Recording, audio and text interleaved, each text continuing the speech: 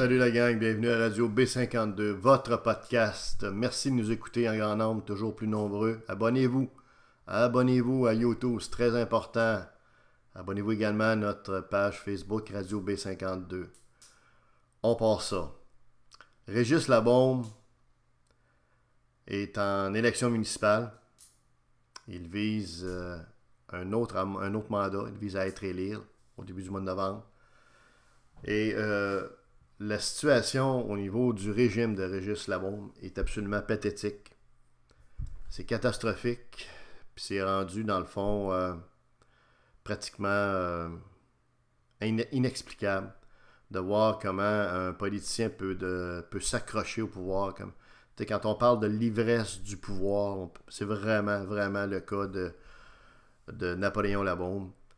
On va vous exposer en quelques arguments les raisons qui font que la Ville de Québec est en sérieuse difficulté avec un bonhomme qui s'accroche à un poste de maire pour lequel il n'est véritablement, manifestement plus apte à occuper.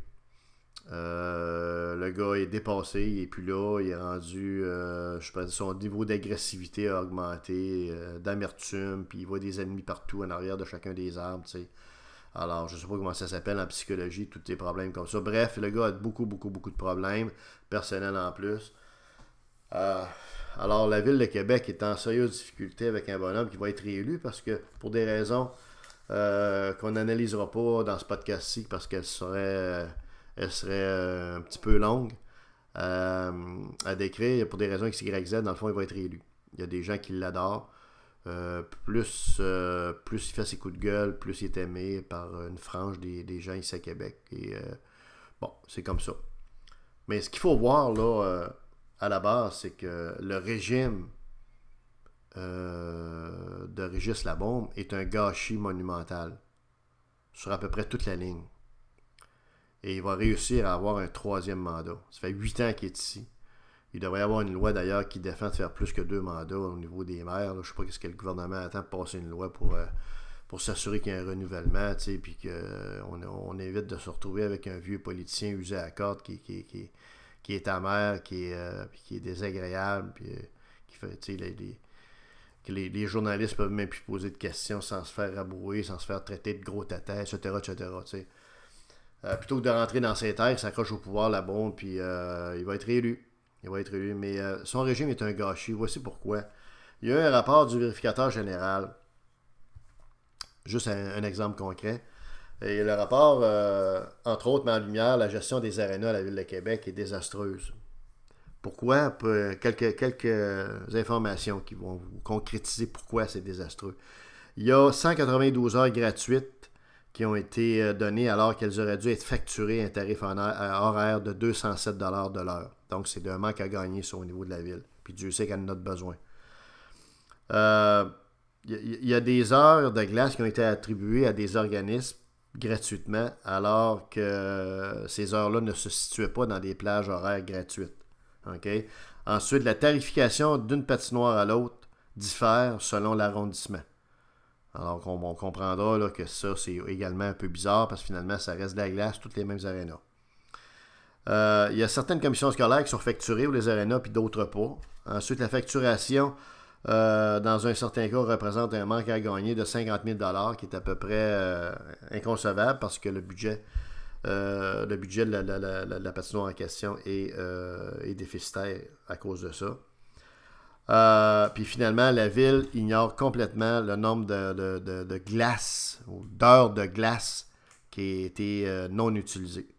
Alors, si vous voulez savoir c'est quoi le taux d'occupation de chacun des arénas, ben bonne chance. Sous le régime Labaume, vous ne le savez pas. Alors ça, c'est un exemple concret, là, la gestion des arénas, très pointu, mais très, très précis, qui vous montre le laisser-aller sous l'administration Labaume. Parce que Labaume, ça ne l'intéresse pas, la gestion des arénas. Lui, ce qui l'intéresse, c'est de se prononcer sur Donald Trump, de se prononcer sur la souveraineté du Québec en faisant un voyage en Louisiane, en surfant sur des alligators, de se prononcer sur le vin de Bordeaux en allant se promener inutilement à Bordeaux. Ça, c'est très important. Ça nous amène vraiment, vraiment, vraiment beaucoup de vin au moulin, beaucoup d'eau au moulin.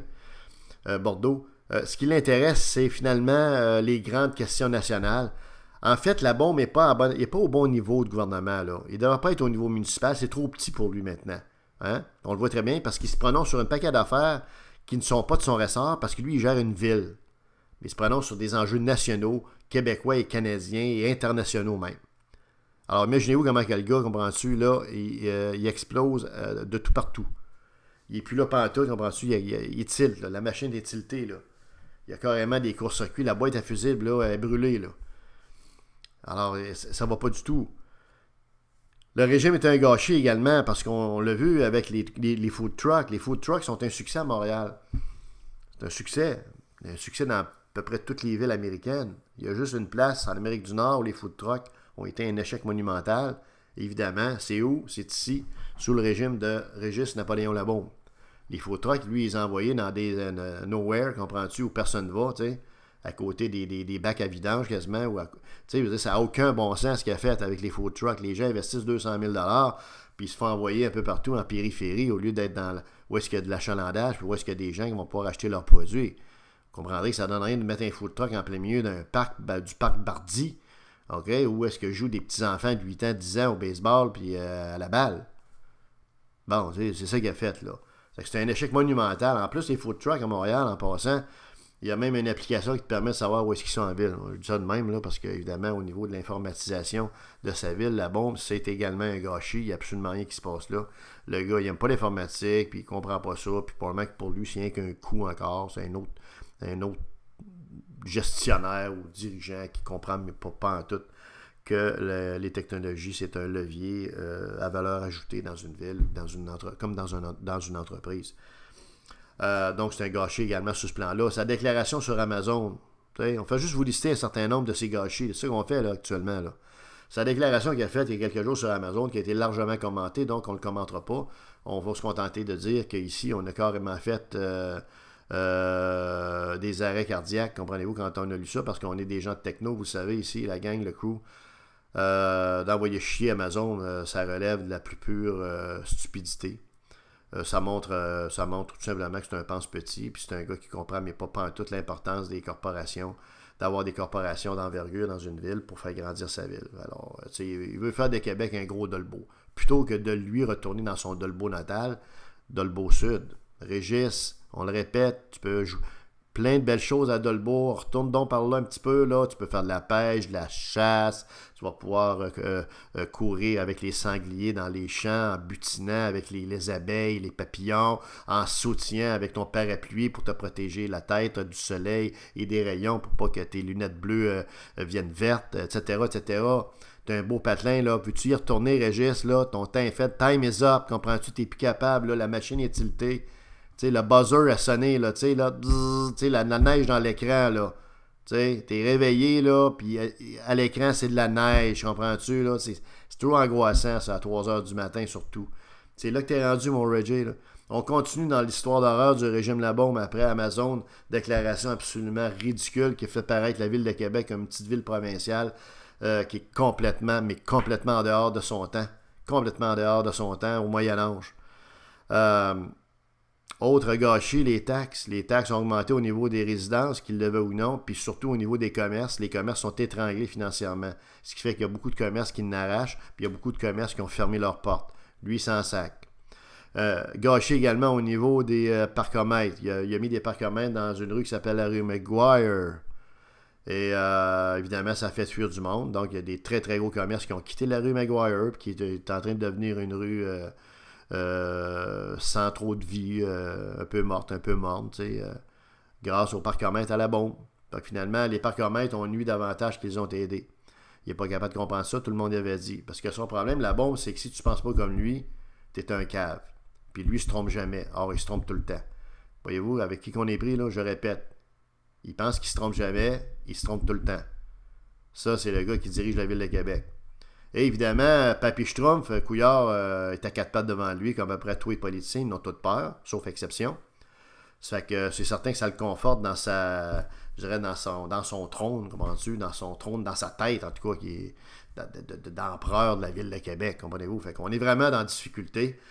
On aurait pu continuer l'histoire d'horreur en vous parlant de la dette de la ville de Québec qui a évidemment augmenté sans arrêt sur Régis Labaume. Bref, au-delà des apparences, des coups de gueule, puis des sourires qu'il peut faire à l'occasion, qui ont l'air à séduire un certain nombre de personnes, c'est un échec monumental, le régime de la bombe, pour la raison pour laquelle il devrait normalement se faire kicker out de la mairie de Québec. Mais malheureusement, il n'y a pas d'opposition.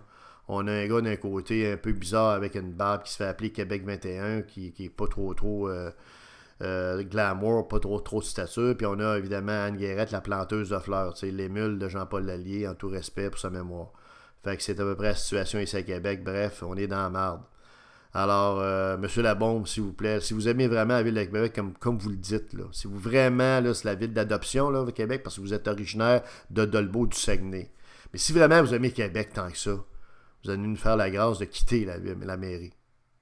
Puis de laisser la place à quelqu'un de son temps, de son époque, puis qui va faire des bonnes choses pour redresser la situation, qui est malheureusement misérable, qui est catastrophique au niveau des finances, puis en général au niveau de la ville de Québec. C'était Night Train, le train de nuit.